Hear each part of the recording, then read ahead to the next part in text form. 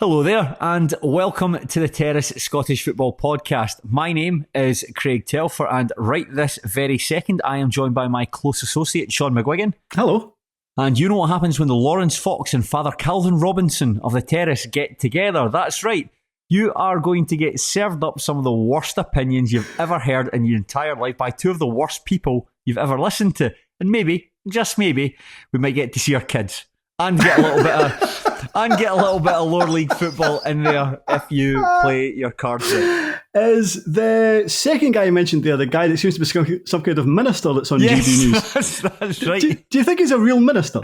Yeah, very much so. Certainly, if he's not, he's like playing the gimmick well, like the Undertaker in WWE, who would dress like an Undertaker like all the time, never broke kayfabe. I suppose you can say that about most wrestlers in the WWE, though. The Undertaker took it very seriously. Mark Calloway took it very seriously. Like Tugboat wasn't really a boat. Well, no. But the Undertaker did take it very seriously. Could he embalm someone? I have my doubts, but nevertheless, I'm sure he cut around with the cape and the big hat a lot of the time. I just think if you went to church or whatever on a Sunday and you were met by him giving you those terrible grim opinions each and every week, then surely his flock would lessen every week. I went on his Twitter page just to double check, because I've mentioned this quite a lot. I keep forgetting the people that have compared this to. So I thought, have I used Lawrence Fox and Calvin Robinson in the past? But when I was doing that, I had a look on his Twitter page, and he's on a different podcast every day. Just the guy's just him and Lawrence Fox, just two big giant losers. You know, you could be doing incredible things with your life, and that's all you're doing, just slinging out right wing opinions on every podcast known to man. I'd half expect him to turn up on the Terrace at some point. I mean, at least we're just losers. At least we don't have terrible right wing opinions. Well, listen, since they've taken away the ability to show your likes on Twitter, believe me, I've been on a spree. No, I'm just kidding, of course. I'm very, very, very sort of centre left. Centre left. Should we explain for anybody who's watching on YouTube why you're holding what appears to be a big lollipop? Oh, yes. This is a spit guard. Craig Fowler admonished me after last week's podcast because he said my P's were too apparent.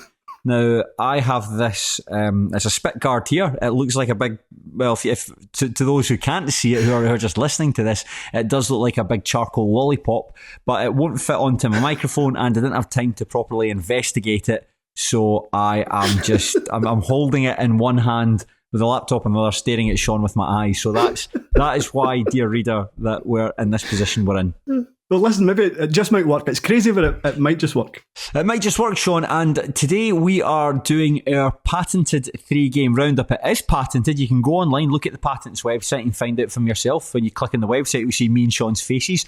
We'll be discussing one game from the Championship, another from League One, and a final fixture from League Two. Now, this is a derby special. We will be talking exclusively about derbies. If your team did not participate in a derby this weekend, you will not be discussed. There's an asterisk to that. Unless you're Wraith Rovers or Stennismuir, then of course you will always have a place on this podcast. There's a couple of interesting things that have happened off the field with a couple of clubs. One that's just happened earlier today. We're recording this on Thursday evening, so we will be doing that. But Shaughan, before we get going, can I just check in with you? How is everything going with yourself? I'm very well. You know something? I am just glad to be able to tear myself away from Wraith Rovers Pine Bovril thread. So we'll be here for at least an hour and a bit. Mm-hmm. And I don't know what's going on with Wraith Rovers Pine Bovril, but since Ian Murray has left, it seems to have drawn out 3 or 4 Wraith Rovers fans that either haven't posted before or haven't posted for a very, very long time. Okay. And there is some very, very odd opinions that I find that they're just excruciating to read at times, I suppose. Give us a taste then. What is the oddest opinion that you've come across? So there's a poster called Varna Rover who I've been aware of before, but they haven't posted for ages. But they seem very panicky about things, and they'll say, so today they said, I see John Potter is the new favourite for the role. And it's like, right, well, where on earth are you seeing that? He goes, and anyway, it's on Fife today. So out of interest, I had a look at Fife today, and I saw nothing. I went to all the kind of the newest ones. Mm-hmm. And then somebody goes, I don't see it. Can you post a link? He goes, here you go. And it was from 11 days ago. was like, no, like clearly the story has moved on in the last 11 days. He said that Andrew Barrowman had insisted that the next manager must stay in Kirkcaldy. And when he was asked, well, where are you getting this story from? I'm really interested to see these quotes. And he said, oh, it's in the Courier. He goes, well, fine, can you show us a link? No, just look yourself. It's not there. It's completely made up. That's like someone citing these obscure right-wing, like deeply patriotic, deeply offensive US websites. You know the ones I'm talking about. Somebody's citing those. I was going to ask Shaughan that. I was going to come on and talk about this, but Raith Rovers beat Partick Thistle 1-0 at the weekend. How was that for you? They were better. They created some chances, not a lot, considering how short the squad was, considering how many key players they had out. I'd really fancied Partick Thistle to win this one. I was pleasantly surprised, obviously, that the Rovers got 3 points. I think if Partick Thistle had been on it, I think if they'd come up against Falkirk, for example, who will come onto it, I think Raith would have had a very difficult afternoon. But I was surprised at how poor Partick Thistle were. But yes, listen, I'll welcome 3 points that they very much needed. Good. That's good to see Raith Rovers are back on track. You know who I actually think the worst poster in Pine Bovril is? As a Raith Rovers fan, a guy called Enigma. I don't know if you've seen any of his stuff. I mean, I wouldn't say he was one that particularly bothers me at all. Well, you know, as someone who regularly reads the Falkirk thread and the Dunfermline thread, I think he posts more on those threads than anywhere else. It's just horrendous, just absolutely bottom of the barrel stuff. And I hope his broadband gets confiscated from him. Like if there's some restraining order that prevents him from having access to a device that can connect to the internet, because I find it a very strange punishment for any crime. Are we going to send him to jail? No, we must confiscate his internet. Well, that's good. Then he can't post in Pine Bovril. Problem solved.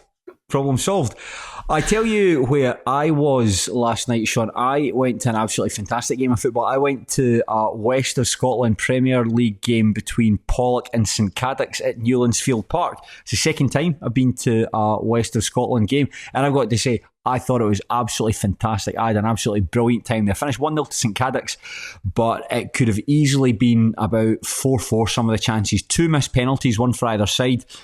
Some incredible defending. Somebody did like an overhead, almost like a scooped clearance to kick the ball off the line for St Cadoc's. Max Curry was playing in goals for St Cadoc's. He was absolutely superb. He was the man of the match right at the death. Somebody hit from Pollok, hit a shot from distance, and he tipped it. He got a fingertip to it, and it kissed the underside of the bar and came straight down on the line and then bounced up into his arms. So yeah, extraordinary game of football, man. Really, really good stuff. And for people who like say, it's proper football, and that, I mean, I don't think proper football really exists. Football's football. However, it did feel like a different, even to the stuff I'm watching at Stennismuir, it did seem like really different. It seemed like a lot faster and a lot, there were some good players in show, but it just seemed very, very frantic. You barely got any time in the ball, but I definitely want to go back and sample more of that sort of thing. What kind of crowds did it look like they had? It was decent. I'd say it was because it was a nice night last night. It was a very nice night last night. So there must have been a couple of hundred there. Mostly, I'd say almost exclusively Pollok fans. St Cadoc's are, I think they're a very, very big youth community, like youth-focused sports group based in the south side of Glasgow, just like Thornleywood, Giftnock area. So they do a lot of stuff, not just football, and they're expanding into a men's team, quite similar to what like probably BSC Glasgow were when they first started out, similar to the Spartans. But they've I'm going to assume they've spent a bit of money because of some recognisable names within that team. BJ Call was playing at fullback. He's a captain of the side, former Queen's Park, for Stennismuir. Max Curry, obviously, and not on the teams with Alan Lithgow, Bob McHugh, guys like that were there. So I would highly recommend getting to Newlands Field Park if you've never been there before.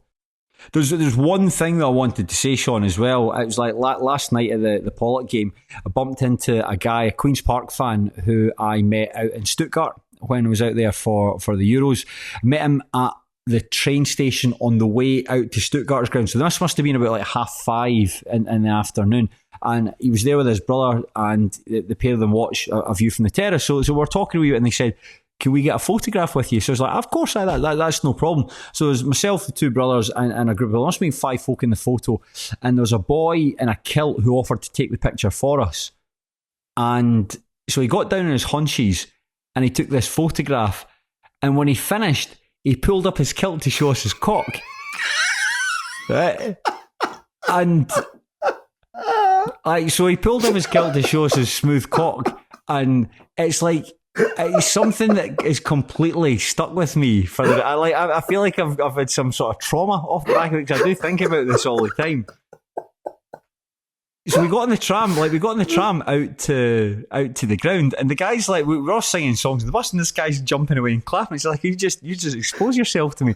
And when the point I'm coming to, when I was at Newlandsfield Park last night and saw the Queen's Park fan I'd been speaking to, he was like, do you mind like seeing you in Stuttgart? And I was like, that's when the guy showed us his cock. So it was. On one hand, it was nice to see him, and it was nice to actually spend the match with him, because he's like a good guy and good to talk to about football. But it was good to share that trauma again. Kind of reminded me of the movie Sleepers to some extent. Very similar predicaments. Yeah, but worse. So that was it. So I'm glad that I had the space to get that off my chest. Because that is something it's one of those things it's just stuck with me all this time, and I really wish I could think about other things, like animated graphics, for instance. Take your mind off it. Yeah, take your mind off it. That's why I'm doing it. The animated graphics is nothing to do with stenosphere. It's more therapy for me more than anything else. Now, Shaughan, do you want to actually just get into the football? I might as well. I mean, that's almost 13 minutes in. Oh my goodness! And we're just wasting our life. We're wasting our time. We're wasting your time, the listener. Oh, because I listened to the podcast that Tony and Tom did talking about the Premiership games, and I was like, just fucking get to the football. I ended up skipping like a good chunk of it. Just get to the football. So I'd hate that. I'm really sorry for people that listen to this and just like want to cut out the nonsense. So I'm so sorry. But Shaughan, we'll start off with the Championship. Yes. And we will head over to the Kingdom of Five to discuss Dunfermline Athletic's match with Falkirk at East End Park. The visitors came away with a 2-0 win. Ross McKeever continued a very excellent start to the season, scoring after just 6 minutes. And Callum Morrison added a decisive second from the penalty spot at the death. Falkirk now have 2 wins and 2. They're joint top of the table, just behind Ayr United. But the Pars are the only team in the Championship yet to pick up a point. They are bottom of the table, and they're still goalless. We'll come on and talk about the match just shortly. However, it was announced earlier today that GMHB, that's the German Football Consortium who run Dunfermline Athletic, have pulled out of the club. They posted a very lengthy statement on their website. It was interesting in parts, especially this paragraph, which I'm going to read out in full. And Shaughan, you're nodding away here because you know exactly the paragraph that I'm going to come to. They spent a bit of time explaining about when they got into the club, the relegation, winning League One, getting the club back in a stable footing. But then, we have felt for a while now, probably since the middle of last season, that long-term planning and putting in place the building blocks for future success is not what many are looking for. Many seem to prefer an investor who has deep pockets to throw at the first team and will try the best over and over again each season. We said from the start that we are not this kind of investor, and therefore we have detected an increasing disappointment in our approach. Perhaps, therefore, we are not the right kind of investor in the eyes of many at the club. The statement continued for another couple of paragraphs and finished with, to reiterate again that we have made many new friends here in Dunfermline. Many have welcomed us and appreciated the effort we have made, and we sincerely hope to continue these friendships into the future. There are absolutely no sour grapes or similar in our decision to sell our stake in the club. Perhaps it is just the realisation that the realities of Scottish football are as they are, and that we may not be the right investment group for your club. Ouch. Considering they said it wasn't sour grapes, it was essentially about like a 1,500 word statement that very much sounded like it was sour grapes. Oh, very much so.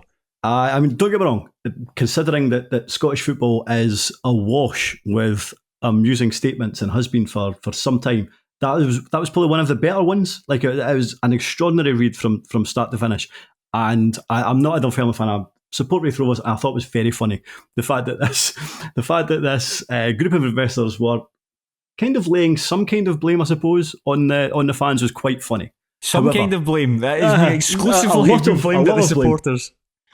But putting on my, I don't know, a more kind of level-headed hat, I think we've both spoke in the past about how how good the Dunfermline fans have been and Falkirk fans that have been in similar situations in terms of backing the team. And let's face it, in terms of me kind of following Scottish football, Dunfermline have went from a team that are either in the top flight or pushing to get in the top flight to being a team that is kind of mediocre in the Championship or pushing to get out of League One. There has been a sea change in the type of club Dunfermline are in the last 10 years or so.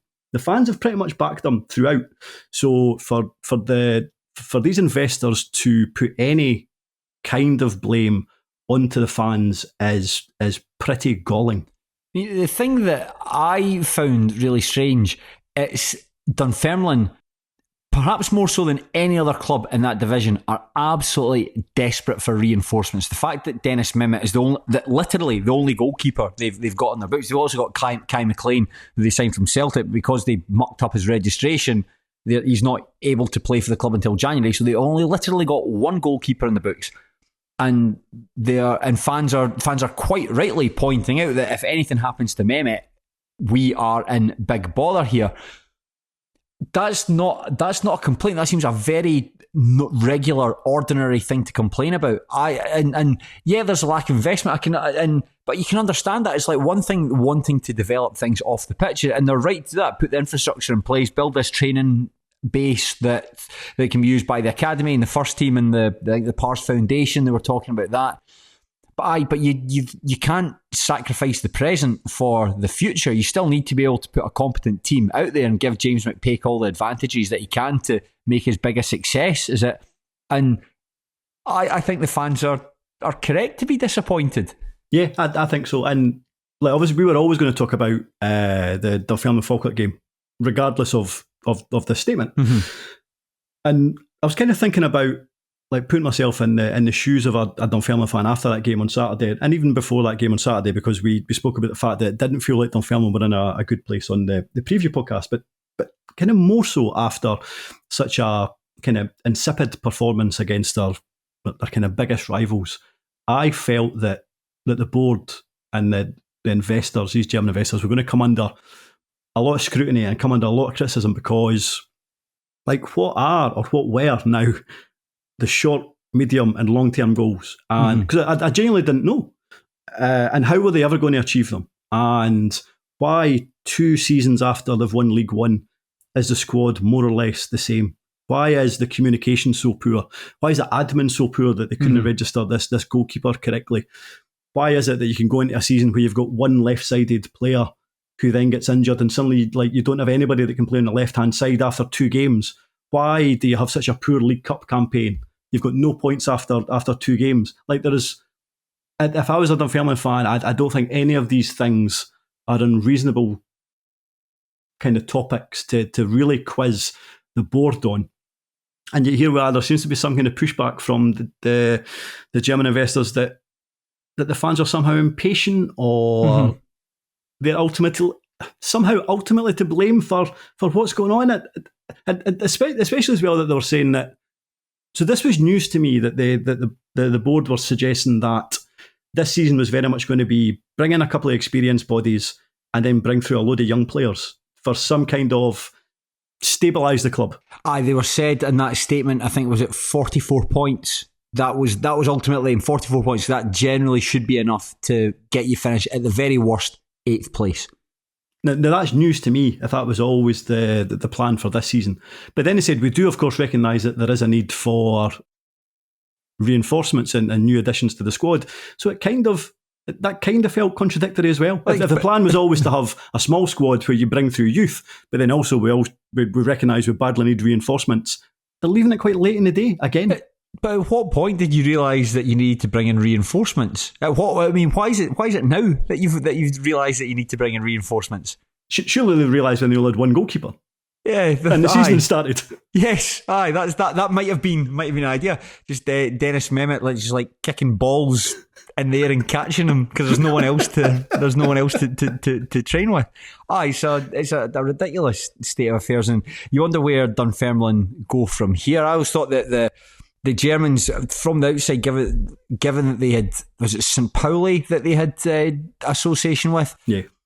You'd have thought they had the smarts and the wherewithal to to run a football club. And I mean, maybe it's just stereotyping on my part that you think when you see Germans getting involved with something, you think it's going to be efficient.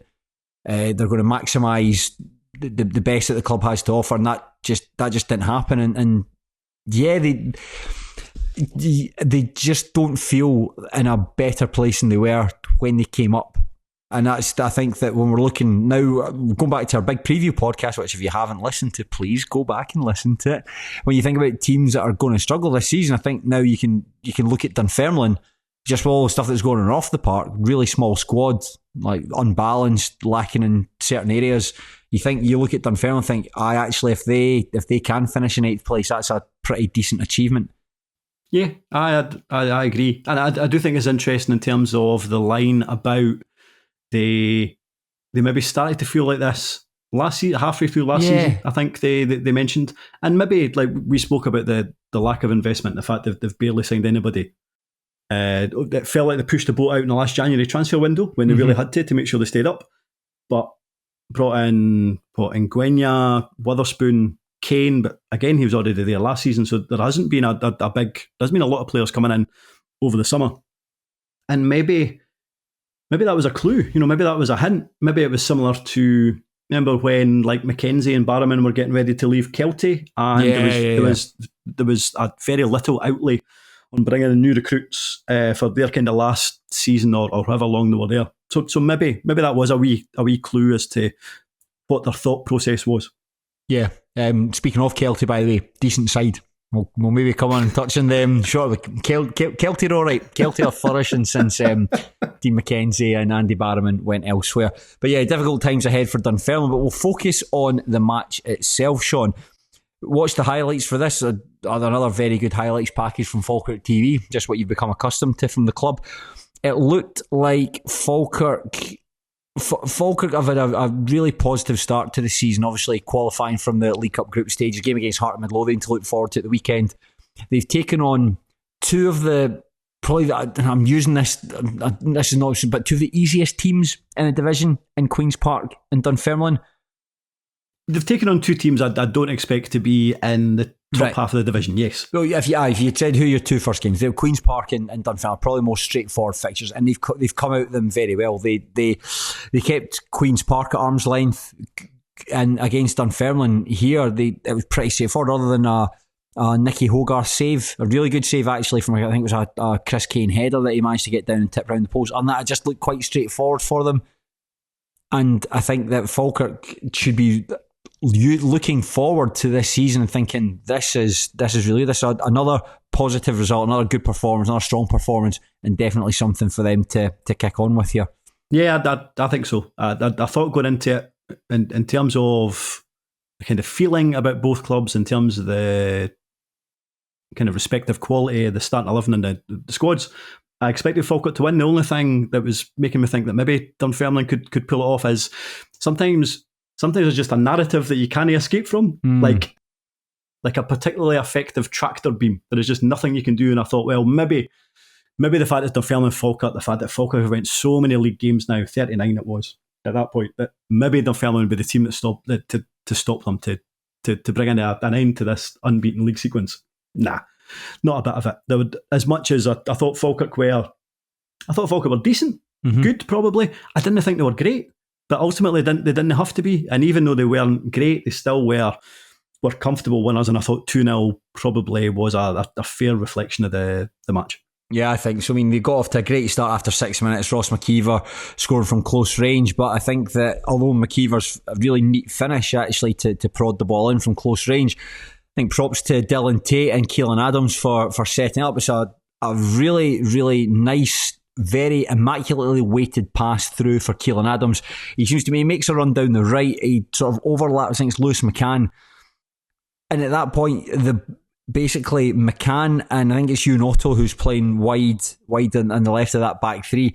Neither of them seem to go to the ball. And although it's a really good run, really nicely curved run by Adams, no one really comes out to meet him. And he does have the time to look up and play another really nice weighted pass in for McKeever to finish. But I thought that if McCann's been caught out on his blind side, I kind of expected Otto to come over and maybe do it, but he actually tucks in and basically makes the space himself for Adams to go in there and play the ball into McKeever.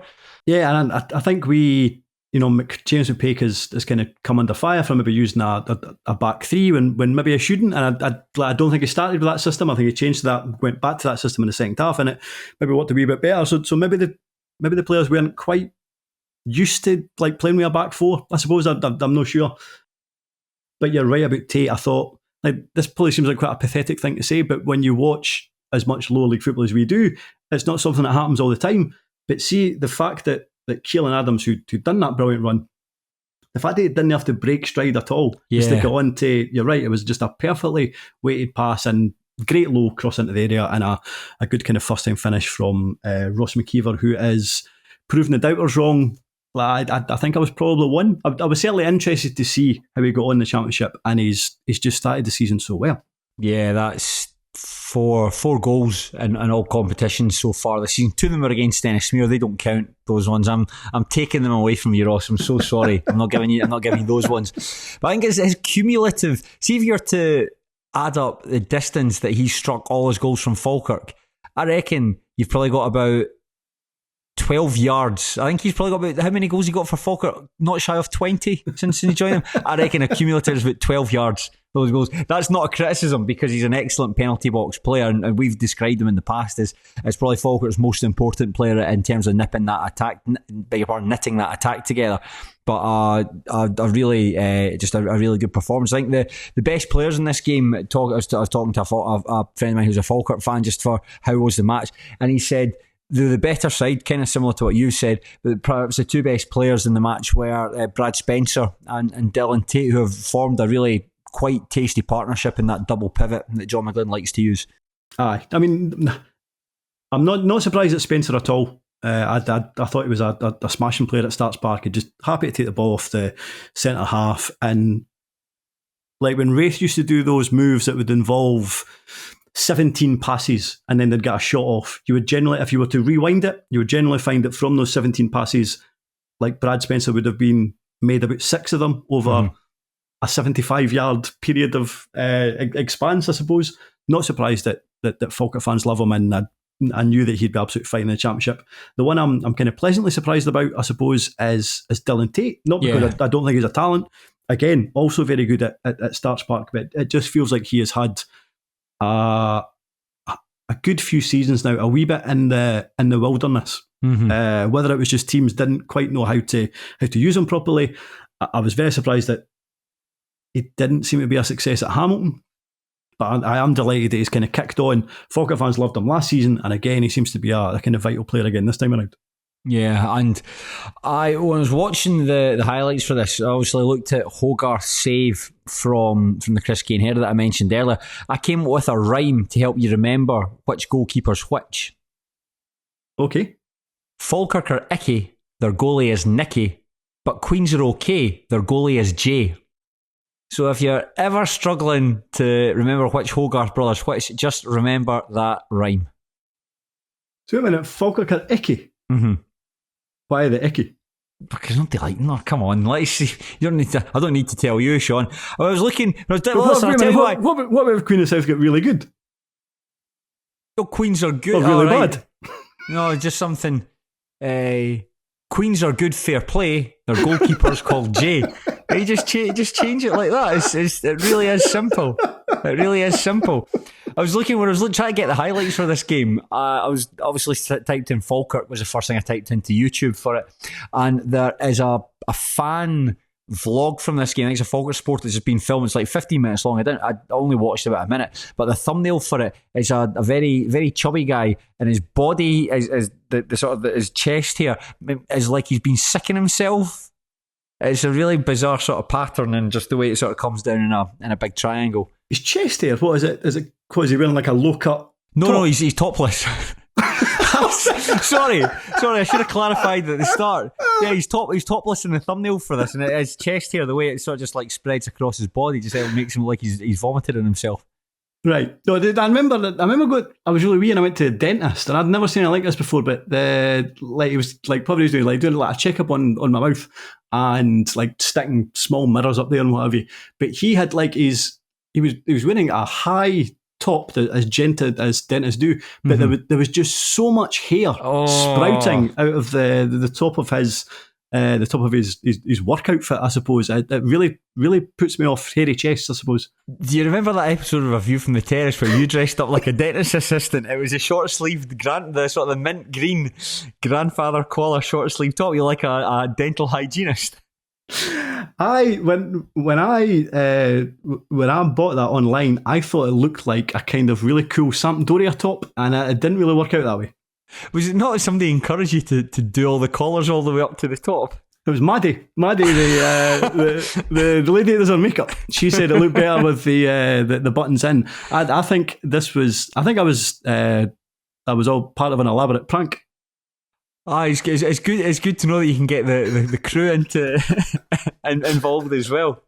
And of course, with getting back to the game, Morrison scored very late on. It's a converted from the penalty spot. I think it was Ross McKeever fouled when competing for the ball. It was actually quite hard to tell what happened with this, but there was absolutely no complaints from the Dunfermline players, so I'm going to assume it was a pretty blatant penalty.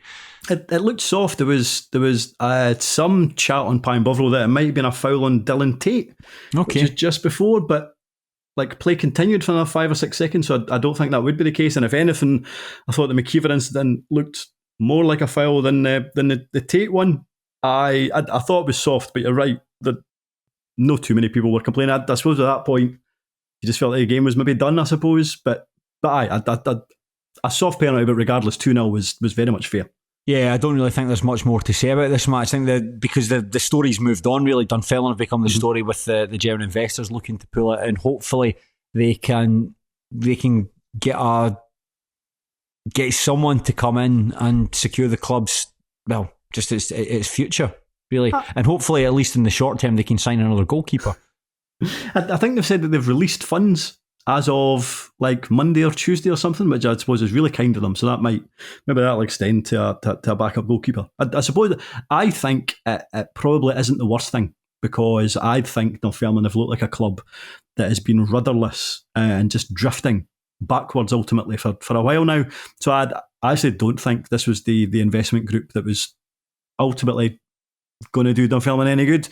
And I think as long as the concern would be if they're desperate to get rid of the club, are they going to sell their shares to some other chancer, I suppose. And you hope that isn't the case. He's looking for a club. I was just going to say, remember that guy with Fidgetal would like to get involved. I mean, I suppose because not me. I'm talking about football administration is something I struggle to do, because one, I don't find it particularly interesting, and two, I just don't know enough about how business or football clubs actually work.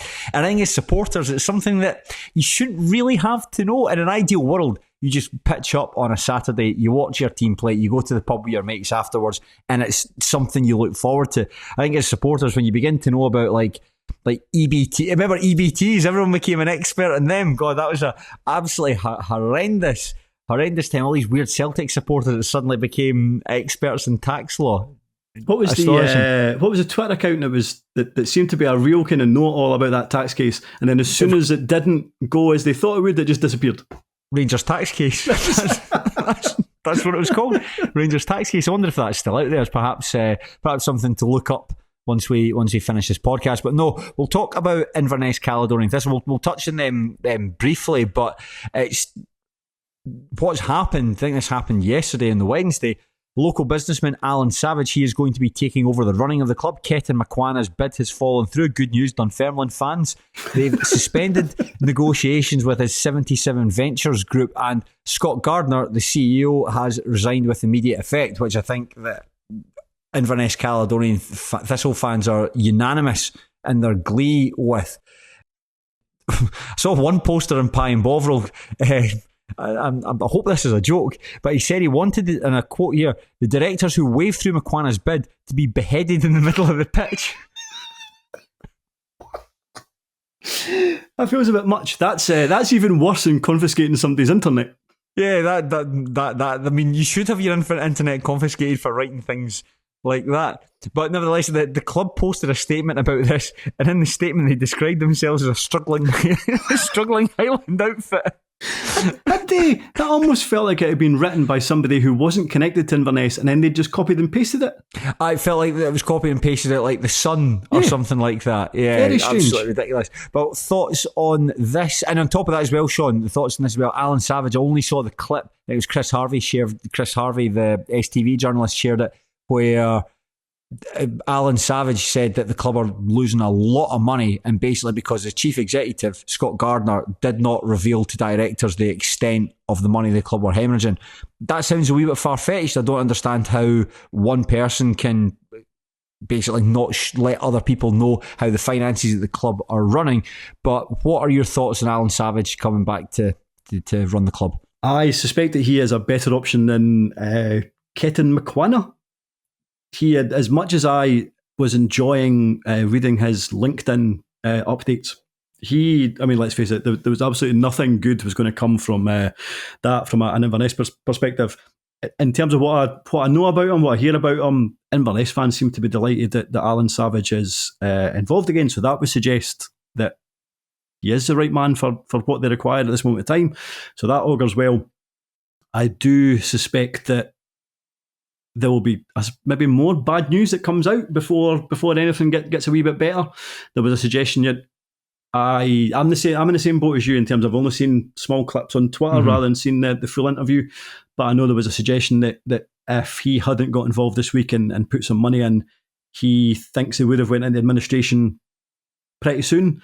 And he also alluded to the fact that he still thinks it'll be a struggle to keep them out of administration.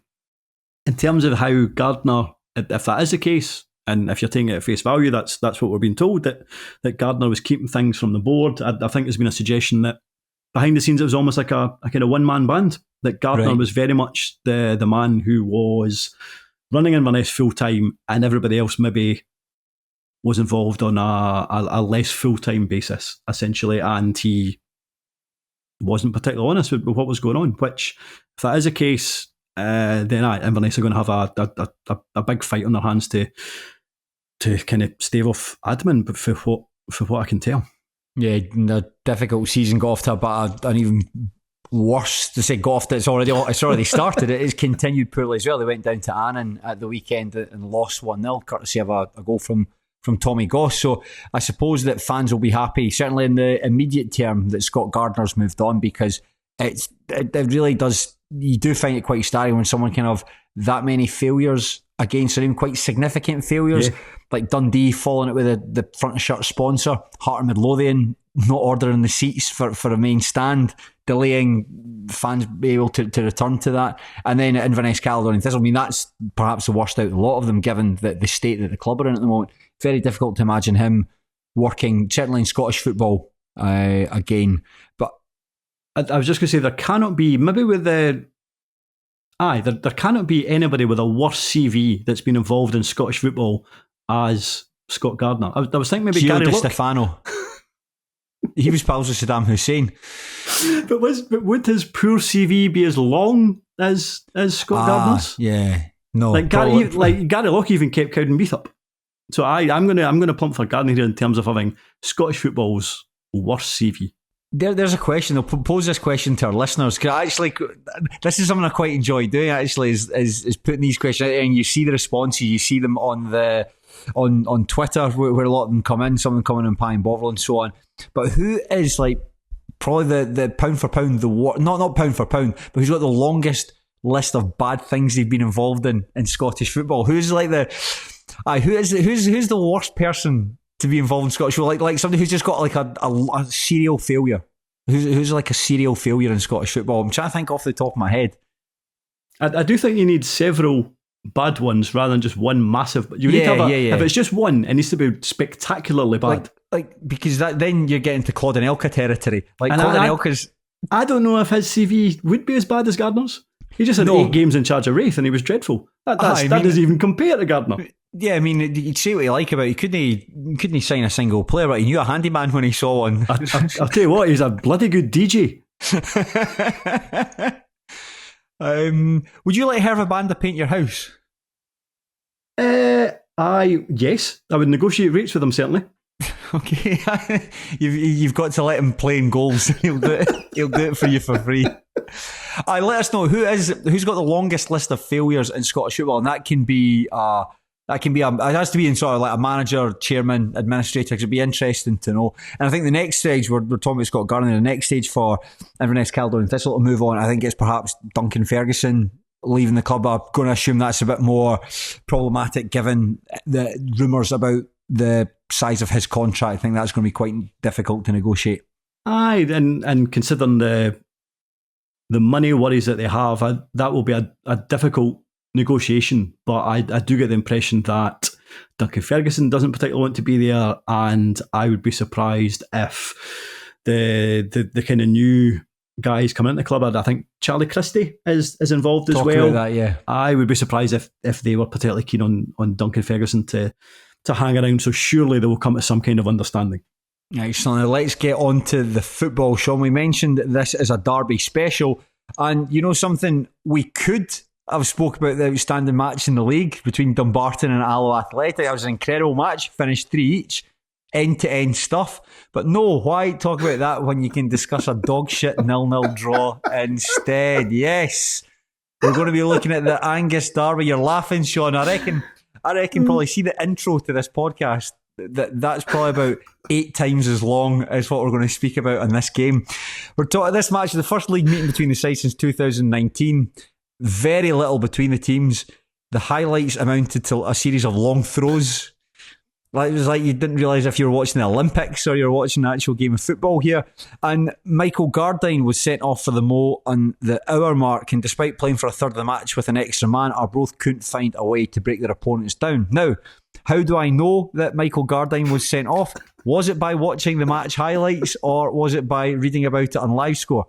It was by reading about it on LiveScore, because these highlights inexplicably do not include the most significant moment in the entire game. They do, however, include 40 seconds of a black screen right at the very end.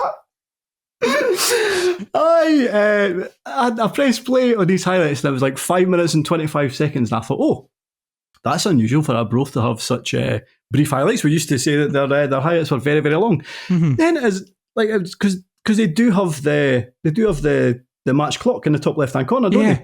And it we'd only got to like 4 minutes, and it was at something like 92 minutes and whatever. I was like, oh, something really exciting must happen right at the death. And then you're right, there is literally just 40 seconds of black screen. But I must admit, I did keep watching in case there was going to be some kind of post-credit scene. Like it was like the final scene of The Sopranos. No, it wasn't. It literally just went cut to black, and then nothing happened. I suppose we want to talk that we said we would speak about this game because we wanted to talk about derbies on this podcast, but I don't think there's really all that much to talk about here. I mean, Shaughan and I, we analyse these games. The way we do it is primarily it's match highlights. Then you fill in the blanks by reading stuff in Pine Bovril and social media. But even then, I think the general consensus was this wasn't a particularly good game of football. I mean, I think you've got if any team does deserve any credit, it's got to be Montrose, because they did play 1/3 of the match with a man disadvantage. And I think in blustery conditions, you've got to have your wits about you. You've got to keep on concentrating. They managed to do that, but it really seemed like a game where chances, or good chances, were at a premium. I mean, I think when the Arbroath commentator doesn't have any rhyming slang, then you know it hasn't been a good game. Or I suppose you know that it hasn't hit the post. But the fact that Jim McIntyre afterwards was kind of blaming the windy conditions. oh, Jim, I have news for you. Yes, Arbroath are. I know we both, or certainly I tipped them. You might have tipped them to win the division. I thought they'd get top 4. I thought they'd get top 4. But I just think now that you've seen them. You obviously see them in the flesh. I've watched the game against Stenny. I've watched the game against Montrose. I think there are positives to cling to. I think if I was an Arbroath fan, in terms of, I think the goalkeeper, and I think Tam O'Brien and Keith Watson, that's a brilliant kind of defensive trio. Probably one of the better goalkeepers in the league. Probably the 2 best centre halves in the division. So right away, that is a good starting point. I think up front, in terms of Gavin Riley and Callum Gallagher, you would imagine that they will eventually, once they start to form some kind of tandem, that will get them goals. I just feel everywhere else feels like a wee bit of a work in progress. Quinn Coulson looks pretty good. He was good when he came on against Stennismuir, and certainly going by these highlights, anytime Arbroath did go forward, he seemed to be the catalyst for it. Agreed. And I think when he was at Starks Park, I was surprised that he was let go when he was, because I thought he had something about him. I think most Alloa fans would say, yes, there's quality, but he maybe would go and try and beat a man again rather than get a delivery in the area and can potentially disappear. But so certainly there's something to work on, but there is definitely a player there. I think when it comes to Arbroath, the biggest area that they need to work on is the middle of the park. Like I thought, I wasn't entirely sure about the Craig Slater signing when it happened. I thought maybe going back to League One, maybe he could start to maybe like stamp his authority on games again. And I thought Liam Callaghan was a good squad option. Yeah. But at this moment in time, I suppose David Gold is still to come back, but that seems to be their first choice pick for the middle of the park, and that doesn't, with the greatest will in the world, doesn't feel like a title winning midfield ultimately. Yeah, no, I'd agree. Having seen them, I think I said this in last week's podcast, that I think that they're good on the ball, but out of possession, they're quite slow and they can be beaten in transition. And if you've got like aggressive players who want to shut them down and stop them from functioning, then you can get at Arbroath, and that's certainly how Stennismuir won that match. And Montrose, they might have done that in time, but that Michael Gardyne red card for whatever it was given for. I watched that. I did very, very briefly before we jumped on. There was a young guy had done a vlog. I can't remember his name. He looked like he had been sucked into a tube in the Willy Wonka chocolate factory. It's quite good. He's actually quite sweet. It's quite sweet, the vlog. He's like films his young boys like, what do you think? What do you think of Arbroath? Shite. What do you think of shite? Arbroath. So it's quite funny in that, and he does a wee interview at the start with Stuart Petrie, and then one with Innes Murray and Aaron Steele. So it's good. The vlog is actually, I'm kind of making fun of it, but it's actually good. I did find it, what I did watch, I did find it quite entertaining. And he's behind the goals at one end, and it just cuts to the referee pointing, Michael Gardyne getting sent off. I think it was 2 bookings he got. So I'm going to assume it was dissent of some kind. Or 2 poor tackles, but bearing in mind how he is, then yes, I would imagine at least one of them was something he said. Yes, aye. But I'm really sorry. I wish we had more to say about this game, but there's literally, don't blame us, blame Lichty's TV, because they cut out the most important part of the game, and then they about 1/8 of these highlights was just blackness. How long do you think Jim McIntyre gets? Because that was, in fact, there's something else. I've actually got this down. I know. See if I'm going to scroll down a second. Ah, yes, there we go. Yeah, there was lots of boos at the end of this match. That was something very significant. I think that he was already coming to this season with a lot of question marks over his head, because they finished the previous campaign with like 10 consecutive defeats. Now, it doesn't matter what level you're managing at. You can say that Arbroath's time in the Championship was just coming to an end.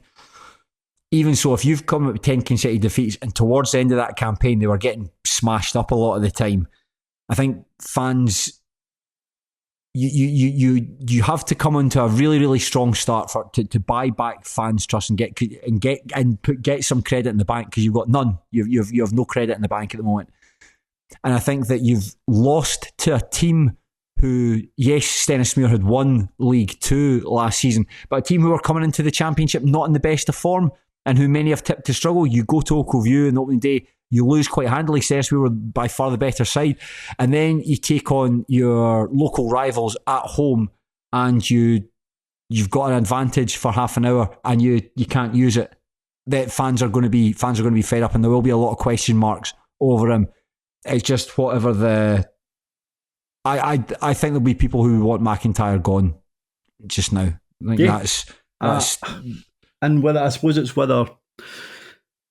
depends how much he has, like the kind of backing of the board, whether the board are now surely the board are already listening to the fans last season, but I suppose what McIntyre could point to was he didn't, let's face it, he inherited a mess. Like Dick Campbell was great for Arbroath, but Jim McIntyre inherited a mess. He now has his own squad, and I think most would agree that he has, I appreciate that maybe pinpointed a couple of areas that surprised that they're kind of first choice picks at this moment in time. But we kind of thought that he'd recruited fairly well. But we're now 2 games in. You're right, they looked second best against Steny. They couldn't break down a 10-man Montrose side. I thought he might go the first quarter, and I still think that is probably what those above him would be intending to give him. But I think unless they get those first 3 points on the board very, very soon, then I'm not sure he will get that first quarter. Yeah, I'm just going to check who Arbroath are playing at the weekend. I think it's Kelty Hearts they're playing. Yeah, I hear they're handy. Yes, somebody right earlier on in this podcast said that they're handy. Yeah, I was there at just a wee preview for Arbroath fans. I was there for the Kelty Hearts 2, Stennismuir 0, and Kelty were the better side. No, I don't think there'll be anyone in Maroon who could complain about it. In his post-match interview, Gary Naismith said after the match he'd asked his players in the dressing room, how many of you thought you played as well as you did against Arbroath, and nobody put their hand up. So that's an indication of Stennismuir's level of performance. But Kelty, there's a lot to like about Kelty, and I think it perhaps underestimated how good a side they are. They opened the scoring after, I think it's about 45 seconds in that match. Scott Allen, it was a well-worked move, but it's a move that Stennismuir could have prevented. Let's be honest, they could have prevented it. And they got a grip of the game. There was really horrible conditions, much like the hot conditions were at Arbroath, like very, very windy, but the wind blowing like across the pitch horizontally.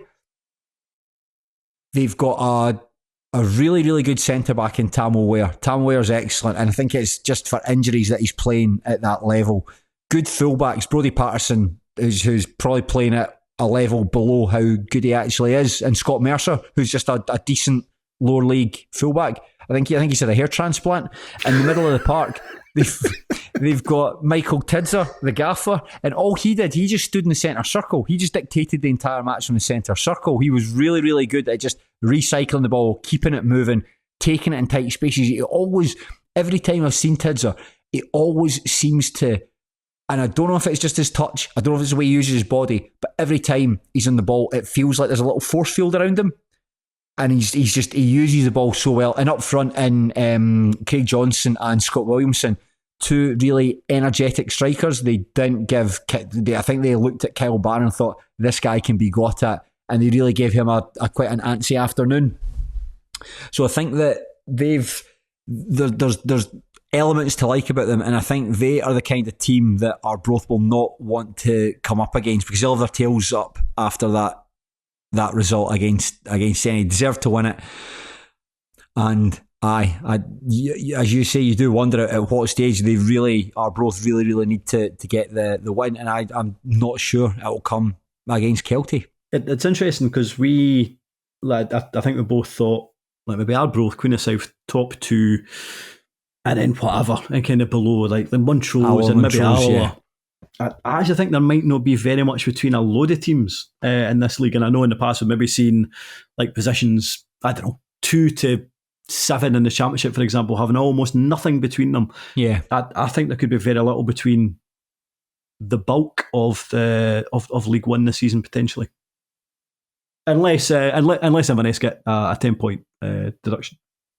Well, whatever helps Steny stay up, then that's. That's good. That's in that regard, I'm quite disappointed Ketton McQuana didn't get a gig, because I'm sure that he'd have probably the started like rumours about late wages would have gone, and then the shit would have really hit the fan. But listen, that's some Dunfermline fans have got to look forward to next. Now, Shaughan, we're going to drop into League 2, and we're really stretching the meaning of the term derby when it comes to our selected match from League 2. Because the only thing that links these two sides is that they're relatively local. There's 10 miles between the grounds as the crow flies, but nevertheless, we're going to press on and discuss them. And this is the Spartans against Bonnyrigg Rose at Ainsley Park. The home side picked up the win here, courtesy of 2 goals from Blair Henderson. Do the Spartans have a nickname? The Spartans. Right, okay, it's very bad for second mentions. You know, Terrible. you say like Bonnyrigg Rose, you can call them Bonnyrigg, the Rose, Rosie Posey. The Spartans, you can't call them the. You need need a bit more than that. If the Spartans do they have a nickname, let us, Shaughan and I know. But that's Spartans are up and running up into third. Bonnyrigg, though, bottom of the table, and another side who are yet to score in this match. And I suppose the only real rivalry, we mentioned this in our preview, which if you haven't listened to it, please do give it a go. The only real rivalry actually in this division between the 10 teams, between the Spartans and Edinburgh City. We'll cover that match whenever they play each other. But Shaughan, what did you think of this one? The Spartans 2, Bonnyrigg Rose 0. Went very much as I expected it to. It was interesting listening to Bonnyrigg boss Callum Elliott afterwards. Yes. I don't know if you heard. Could you hear him shouting when towards the end of the game? It was very funny. I've got this down here. Yeah, you can hear honestly every single fucking decision, every single one. Now you know, Shaughan. Obviously, you and I are watching this game. You know who else I hope's watching these highlights? The guys who do Falkirk Athletic, because you need to make sure you do not mute. If your camera is right next to the dugouts or right next to a bunch of angry supporters, don't mute the audio at key points. Let it run. Give us that insight into what the managers and what the fans are thinking, and that's we certainly got this here. I did enjoy as well. There was a point just before that where there was a challenge. I think it was the opposite end of the park. Yes. And he shouted, "Lino, is it just our players that get booked?" Now, I did go and check. In terms of the bookings count, Spartans had 3 and Bonnyrigg had 2. I think he said that in his post-match interview, didn't he, Elliot? He said that they should have had a penalty. Not sure about that. And he said that they should have had a player sent off. And I think that's Cammy Russell he was referring to. He was booked earlier on in the second half for barging into someone. I wasn't sure if that was a booking, just looked a wee bit forceful. And that other one, I don't think that was a booking either. Nah, that wasn't so sure either. But I mean, in terms of that's what I took away from the game. I thought that was the more interesting points. In terms of the game itself, what we'd say about Spartans is that I thought Clyde would win this league handsomely. I did think Spartans would finish second. I think in terms of what I've seen from both teams, I've been surprised that Clyde to a degree, 0-0 with Forfar, and then certainly first half against Stranraer kind of struggled. I have been very, very impressed with Spartans. I thought this was 2-0. I thought they could have won by more, probably should have won by more. And I do think in terms of how they're playing, in terms of the experience and the quality that they have within the team, that maybe they can push Clyde a wee bit more than I thought they could. In terms of Bonnyrigg,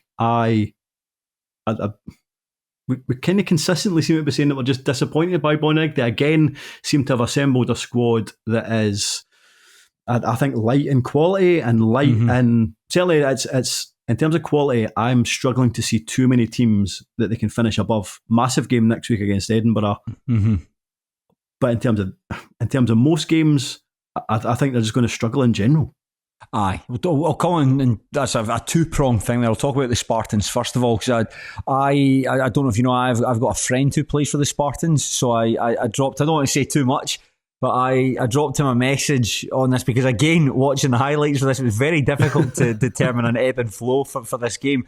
But his opinion was it wasn't a particularly good game of football. The Spartans took their opportunities when they came, but Bonnyrigg perhaps struggled, and as you say there, they might have a difficult season.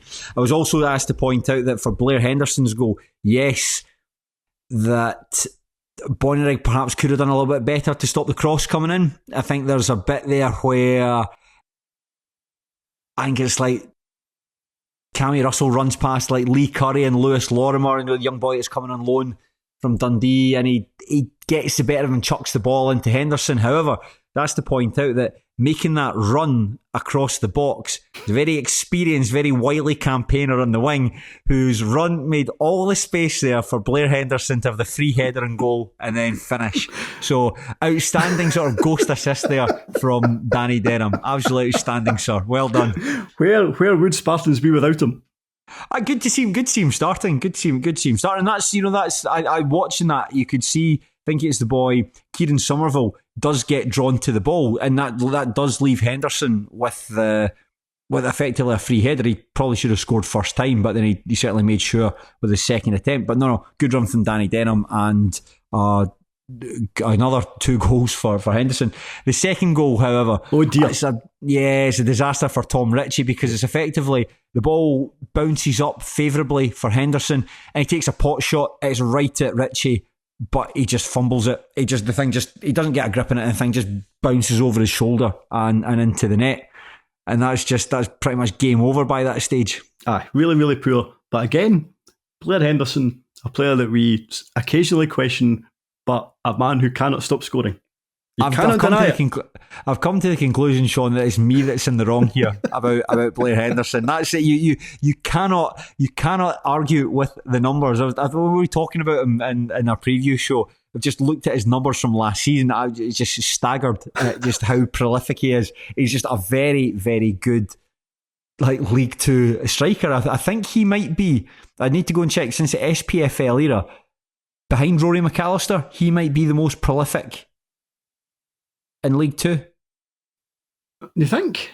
I think so. I think so, behind Rory McAllister. Given the fact that he's played for, for Annan at that level, played for Edinburgh City, played for the Spartans.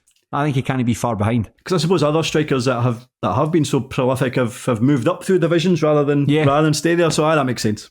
So thank you then. So apology you're right. accepted. Ultimately, you're right.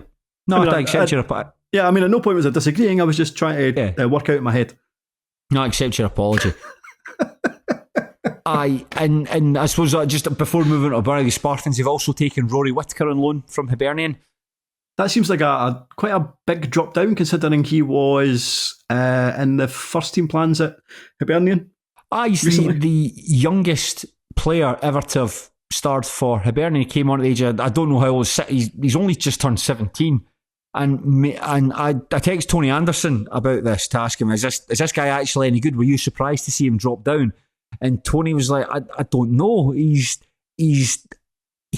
reckons that Whittaker was put in by Nick Montgomery almost to show off that, hey, look, I use young players.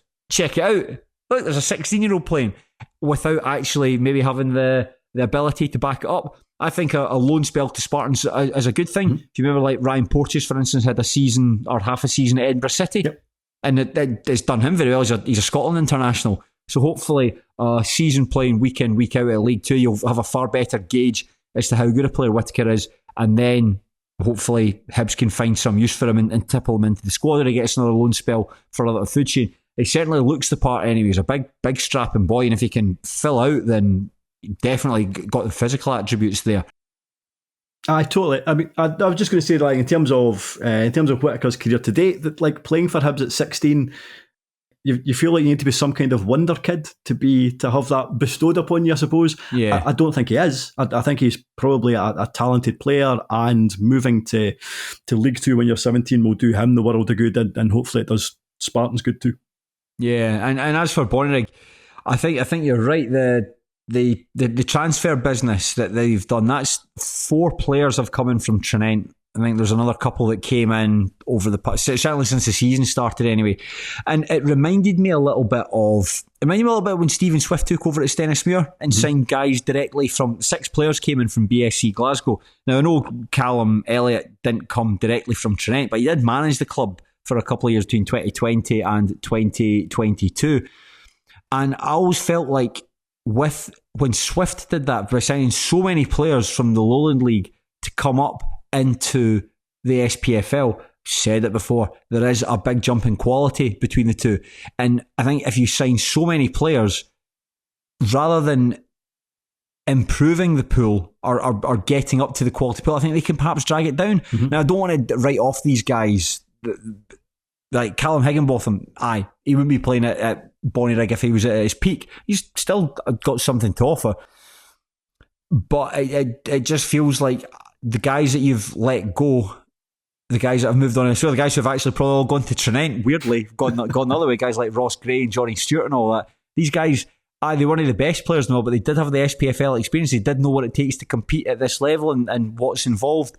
I don't know about these guys here, but it's certainly an auspicious start that he's made. Yeah, I mean, there is absolutely nothing wrong with dipping into the Lowland League and bringing bodies in. However, it kind of feels like those need to be supplemented with players that you absolutely know are going to do you a turn in League Two, players that have been around the block, or maybe guys that are dropping down from League One who are maybe getting to an age where League Two would suit them more, but kind of bringing in players almost en masse from a division below rarely works well. Yeah, and I give you first hand to that. I mean, under Swift, been watching the Warriors for 20. This I think it's my 21st season that I've been watching them, and I've only ever seen them bottom of the SPFL once, and that was under. So I mean, some bad teams. You know, we had some seasons where I haven't done well. I've never seen us bottom of the pile. And that was, we actually at that point about a quarter of the way into the season, like something like 4 points. So not fantastic. But it's been a really difficult start for Bonnyrigg because I mean I know they drew with Annan in the League Cup, but they've lost every game they've taken part in. Like cracked open by Dundee. It was 7-1 they were beaten in the first game of the season. Lost to like Peterhead, lost to Stranraer in midweek in the Challenge Cup. And I'm expecting a difficult season for them. I think that they will have I think they'll finish 9th now.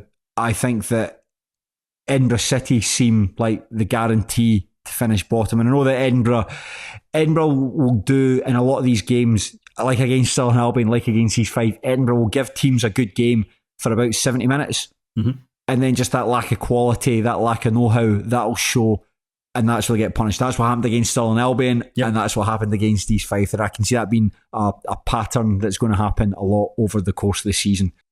What I'm just going to say another thing. I suppose you worry about from a Bonnyrigg point of view, if you're a Rosie Posey fan, like considering it felt like they didn't spend too much time last season in the opponent's penalty box.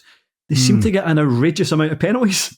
Like they seem to get a penalty almost every second game. You would imagine that would probably revert back to the mean, and they won't get as many penalties this time around. And considering how reliant they were on goals from the penalty spot last time around, that would be a concern. And I don't see them bringing in enough quality to compensate for that this time around. The game on Saturday against Edinburgh is huge.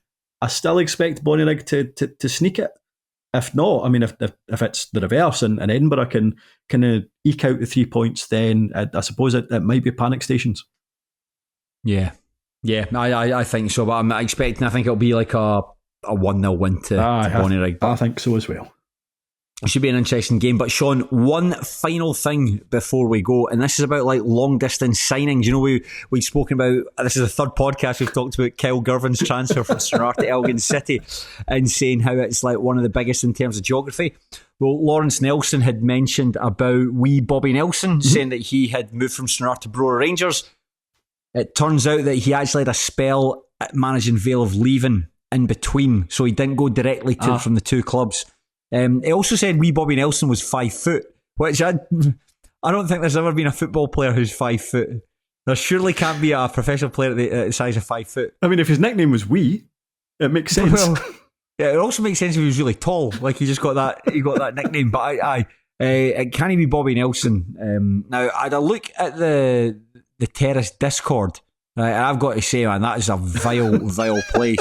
Just a bunch of guys sharing some horrendous images. Do you know that picture of Katie Price with a jobby in her belly? That's doing the rounds in there. But you know,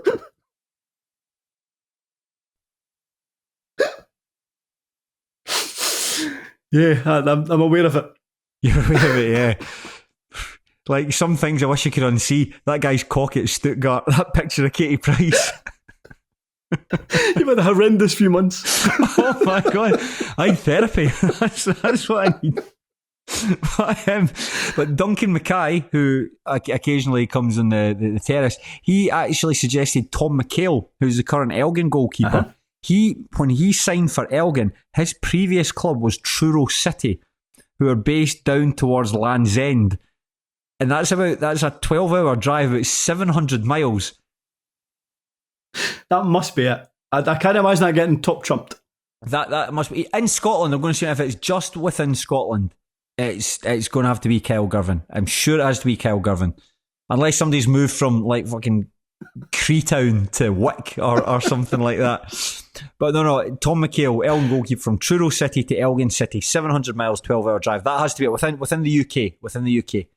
Yeah, unless he went to Land's End to Stornoway.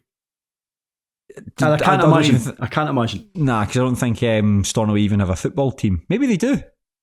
I don't know. If Stornoway have a football team, please get in touch with Shaughan and I, and we will talk about it on next week's podcast. But I think that's as good a time as any to stop there, man. Yeah, I think so. We've covered all bases. Excellent, and thank you very much. Thank you for listening to us. I hope you enjoyed yourself. Sorry that podcast was very light on analysis and detail, but hopefully you did find some stuff that you were able to enjoy. Don't blame us. Blame the teams. That's it. Don't blame us. Blame the 6 teams that we talked about today. They're the ones. If you want to blame anyone, you're like you sound like the German investors. That's it. Don't blame us. Blame the fact if you didn't like it, it's your fault. The fans. And if you don't like our podcast, maybe we'll just stop making them. There you go then. We mentioned we were talking about the situation at Inverness, Caledonian, Thistle. I think Craig Cairns has recorded or is recording a podcast with one of the guys from the Wine Shuffle. That's probably going to go up on the Terrace Patreon, so it's worth subscribing for. Or you can just listen to the Wine Shuffle for free. It's up to yourself. No. Please subscribe and listen to our podcast.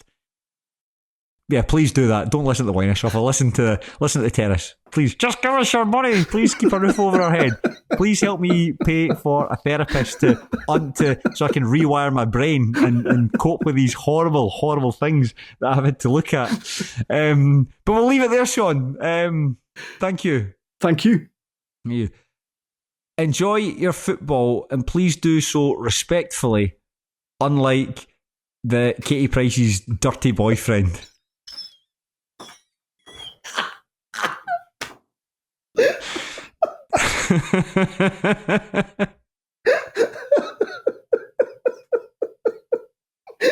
That's quite the last line. We'll leave it at that. Thank you very much.